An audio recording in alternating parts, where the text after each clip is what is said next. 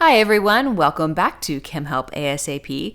Today we're going to be talking kinetics, and specifically we're going to be talking about how to derive a rate law when one of your elementary steps is a fast equilibrium step. Let's get started. Our requirements for proving a reaction mechanism are that 1, the sum of the elementary steps must give the overall reaction. This is generally the easier one to prove. And 2, the mechanism must agree with the experimentally determined rate law. So let's take a look at an example. Here is our overall reaction, and here is our experimentally determined rate law. Let's start with proving step 1, that the sum of the elementary steps gives the overall reaction. Here are our 2 elementary steps. What we want to make sure happens when we add these together is that our intermediates are going to add out. So let's see if this happens. Rewriting these 2 steps, I'm going to add them together. My atomic oxygens add out. That's good because that is my intermediate. My ozone molecules here will add together, as will my 1 oxygen molecule and my 2 down here. This gives me this reaction right here. Again, the 2 here comes from these 2 molecules adding together, and here we had a 2 plus 1 to give us 3.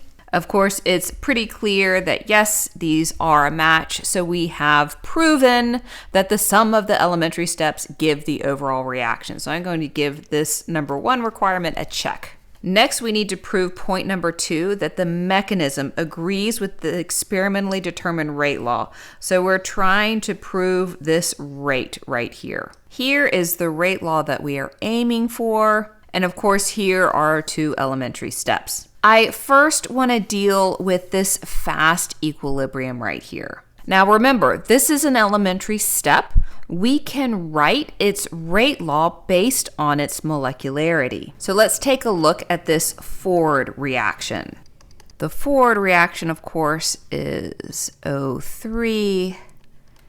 This is K1 going to O2 plus O.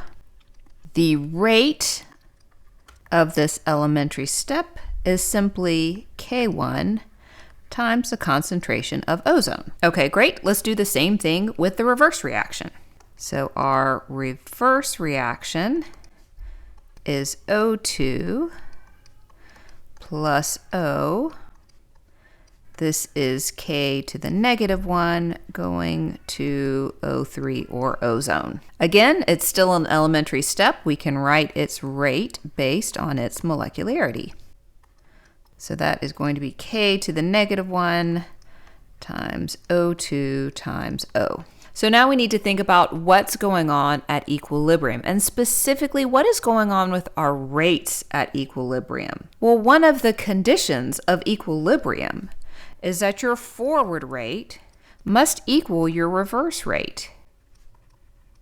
That means I can take my 2 rates that I've written down here and set them equal to each other. My forward rate is K1 times O3, and my reverse rate is K to the negative 1 times O2 times O. So this expression contains our intermediate, our atomic oxygen. Let's solve for that intermediate. So this is just doing a little bit of algebra and getting that atomic oxygen by itself.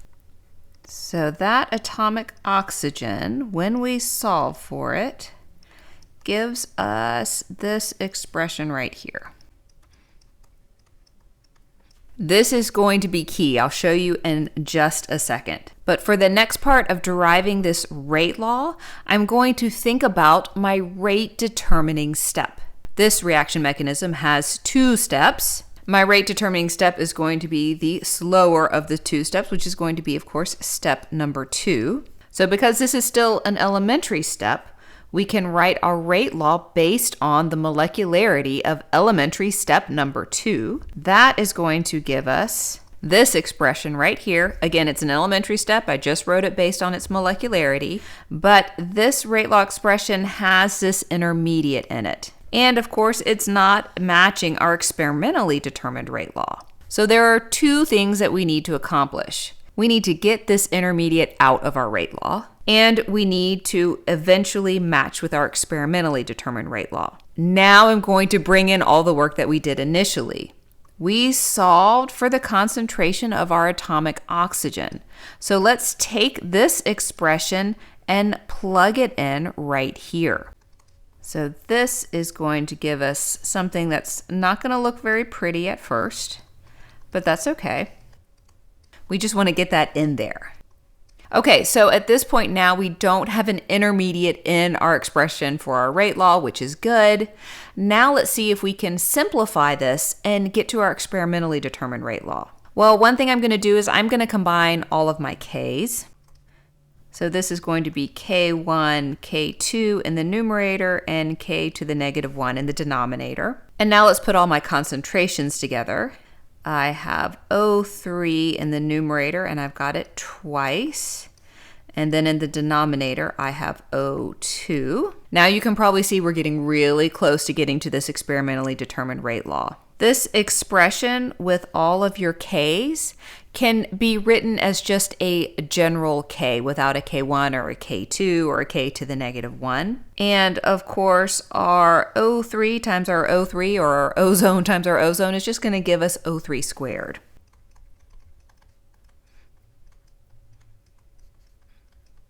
And what did we just do? We just proved our experimentally determined rate law. So don't be afraid for things to get a little messy first before they're going to resolve into that experimentally determined rate law. I hope you found this video helpful, and thanks so much for watching.